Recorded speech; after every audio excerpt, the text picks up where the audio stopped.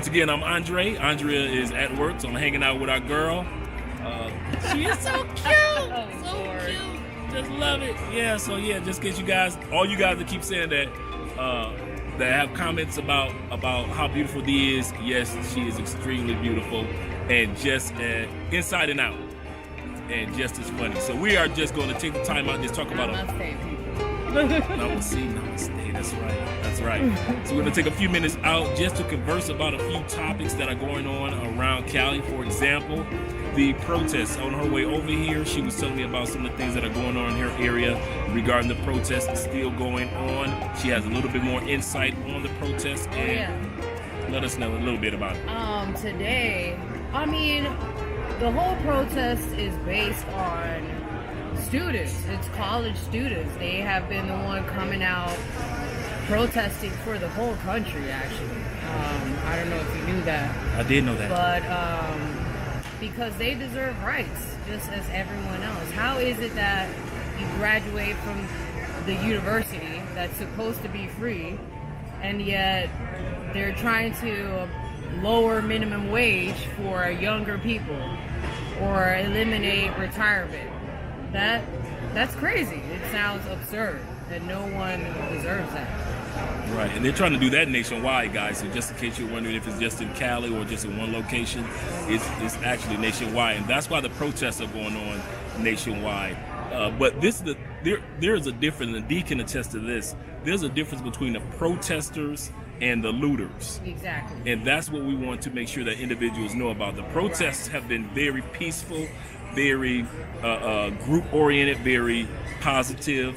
It is the troublemakers, whether they be the officers, whether they be looters, whether they be thieves, whether they be paid officers that are dressed up as looters. Yes, to cause a ruckus, to distract people away from the real purpose of the protests. Exactly. And so we just want to make sure that you guys realize there is a distinction between the two regarding the protesters and the looters. Exactly, and most of the looting is like in the hoods. Unfortunately, it's in low-income neighborhoods. It's not happening around the areas that are like middle class or upper class. You're not going to see that happening around those areas all over Colombia. It's mostly in the low-income neighborhoods. Aside from that, the first protest on November 21st, you know, they were linking that to something equivalent to the purge, because there were a bunch of voice messages that were being sent from people to my phone, to other people's phones. Oh, you guys wanted the purge, this is what's happening. But it all happened mostly in the neighborhoods, like in the low-income neighborhoods, unfortunately, in the ghetto. If we're going to be explicit with it, it was in the ghetto.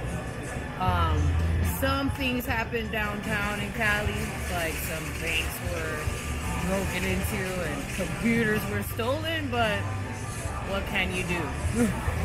One of the things that we're looking forward to doing with Love Crossing Borders, and thank you for that answer, is exposing people to some of the positive things that go on in some of the neighborhoods that people don't get a chance to see. A lot of times people see the hood and they see the portions that are basically, let's say, no matter what country you go to, the negative side. But there's some positive things that are going on in neighborhoods, and so one of the things that we're going to be doing over the next few months, Dee is going to be introducing us to the positive sides of Colombian neighborhoods, especially here in Cali. I can give you one example.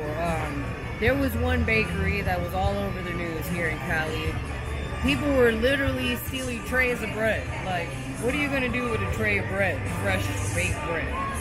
Well, a lot of people around the city and around the neighborhood actually donated money, even if it was 10 cents. Right. They donated just so they could give back to the bakery, so they could fix a couple broken glasses, windows, and give back to the bakery so they can come back up after the losses. Right. And those are the type of things that go on in communities to keep communities strong, keep communities going. But they don't televise that. They don't tell about those things that go on in the neighborhoods. Well, that's one of the things, or some of the things that we're looking forward to doing with Love Crossing Borders is showing individuals what it's like to live here in Cali, not just the side where the malls are, where it's all nice, but all the areas, especially the Afro-Colombian population. Why do you think that it is that there's not much footage on YouTube of the Afro-Colombian population? I mean, are there because I don't see too many Afro-Colombian YouTubers. Exactly. They're starting to come up, but it's mostly on IG right now. And it takes a lot of work just to be noticed as well.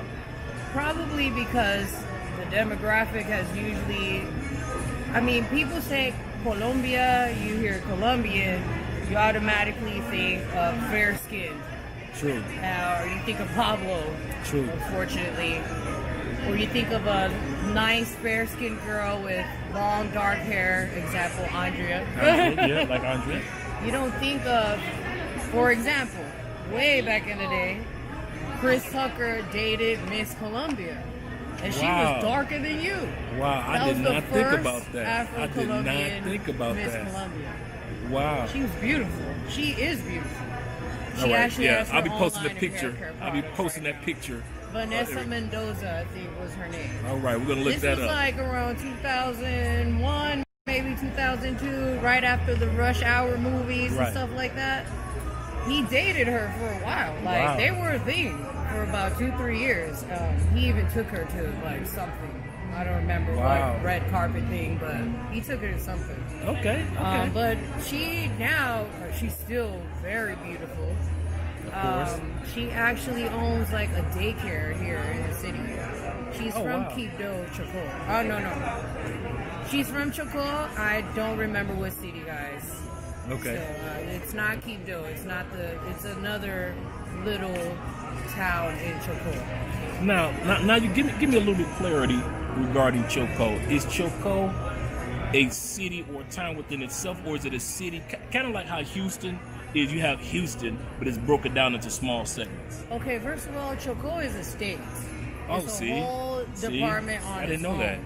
And the capital is Quibdó, which lies on a river. Chocó isn't really developed because they live on borders of the river that lead out to the Pacific Ocean. Mm-hmm. And there's one little part of Chocó that has an Atlantic coast, a Caribbean coast, which was where I was the other day. Last month, I was in a town called Capurganá. And this is the only part of Chocó that has a Caribbean coast. Okay. It's mostly Afro-Colombian populated. There's a lot of culture there, lots of music, good food. Gotta love the food. A lot of stories, lots of culture. You have to go there. It's a one-in-a-lifetime experience. Just like the whole country. You heard it. You heard it here. So next time you guys are just flying into Medellin, you wondering where else you can go. Looking for pros. Look, I don't know about the pros in the Chocó location, guys. I'm sorry, I can't give you insight. She doesn't know either. But if you want to just see other parts of the Afro-Colombian experience, you definitely want to head to, as she was saying, the Chocó area. So that is definitely a place where you want to go to. But as we were talking about the Afro-Colombians that are, as you were showing me the other day, that you have Grammy-nominated Afro-Colombians. Like recently, you have Afro-Colombians. Choquip Town. Right. They're from Chocó. That's why their name is Choquip Town. So the cool part about being here for me is I get the chance to experience a whole new culture of music, a culture of food, a culture of drinks, liquors, drinks. There are individuals that have, like the one lady you showed me. Yeah. So there are a lot of drinks that on Saturday. See, she telling on herself. I haven't had it yet, so. I had some ridiculous Viche cocktail. I don't know, but. And what is pronounced Viche? Viche, Viche. ceviche is a typical drink that is made on the Pacific Coast. In most Pacific Coast towns and cities like Buenaventura, Quibdó, Itzmina. Huapi is another little island that is part of the state of Nariño, but there are many Afro-Colombians there. Okay.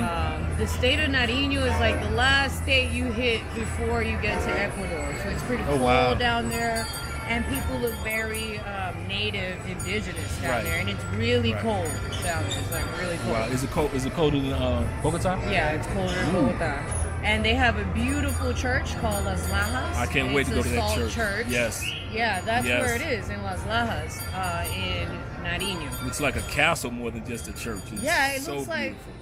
I was going to say Notre Dame. Yeah, but Notre it's Dame. like made out of salt and... Wow. There's a salt cathedral. There's a salt cathedral there, like the one in Bogota. Okay. Like the one in... I don't know if you've been there. It's called Zipaquirá. It's very beautiful. It's underground, actually. I've seen footage of that one. Exactly. I've seen footage of that like the crosses and people take pictures there and stuff. Yes, to the church underground. So yeah, definitely. So yeah, viche, it's in the culture, and there's a special process to it, just to get it. It's made, I believe it's made out of sugar cane, just like aguardiente. Right. But there's a different process to it. And there are many other typical Afro-Colombian drinks. Right. Native to the Pacific coast of Colombia, because I can't speak for Caribbean Afro-Colombians. They have a different culture. Right. They actually clash with Afro-Colombians from the Pacific coast. I did not know that. They've why is clashed that? before. I really don't know. Maybe one thinks they're better than another one, I guess. You know, they're a little bit lighter on the Caribbean coast. They're like a little bit more like my color, maybe. Oh, okay. A little bit lighter.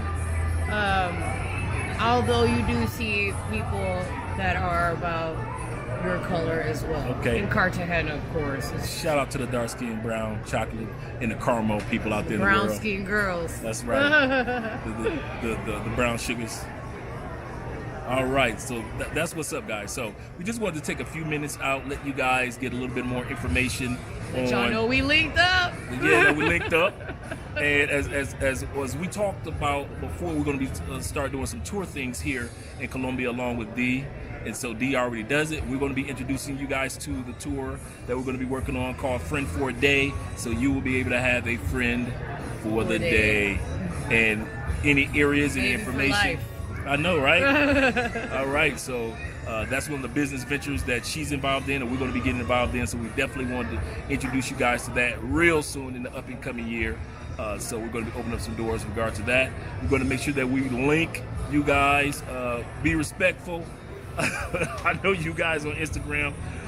If you are interested in getting now I'm going to let you put this out there, because if you hit me up, I will screen you. So just DM me before you friend me. Okay, cool. All right.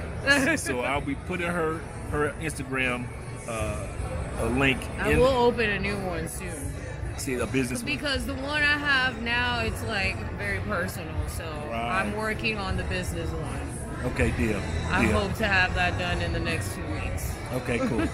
But we're gonna put the current one down in the description, so you guys go down to the description down there, right down there. Go into the description. Cali. Yeah, it's very easy. Yeah, it's so simple. And you can hit her up on Instagram, like she said. So pretty. Where? The one with the glasses right there. Where? Right here in front of us. Oh, yeah, she is. Let you guys see her. All right. Is she there? Okay, yeah, she is there. Okay, I need one of these. You need one of these you cameras? Just flip it over very discreetly. Yeah.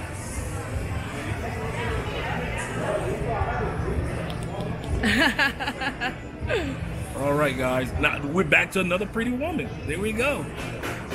All right, guys. Once again, this is Andre. We love crossing borders. Bye, y'all. We got D. We'll talk to you guys later on. Subscribe. subscribe, share, like Andrew was saying. Like and share. Yeah, like and share, definitely. I'm glad you reminded me of that. We'll talk to you guys later. Thank you guys for your donations to the channel. Yes. Thank you for the donations to the channel, and thank you for us, because we'll be able to give to the poor in the community like we've been able to do. So we appreciate that. Andrea actually is going grocery shopping today to give give more food to the church for the poor. So continue to do that. Continue to donate. We appreciate that, and the information on how to donate and to give to the channel, that's in the information below. Click on that right down there. Click on that down there. All right, we appreciate you guys, and we will be seeing you on the next Love Crossing Borders video.